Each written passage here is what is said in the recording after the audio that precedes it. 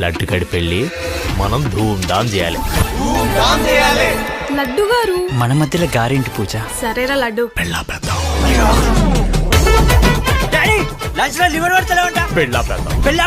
బావగారి కాళ్ళు కడిగి ఆ నీళ్లు నెత్తిని కలుపు. నా మామ అని వాడిని ముట్టు చుట్టూ తిరిగినావు కదా, ఇప్పుడు మన అసలు బయటపడ్డాడు. రంగు గురించి మాట్లాడుకో. నువ్వు తెలుపా నేనేమంటున్నావు వాడేమంటున్నాడు.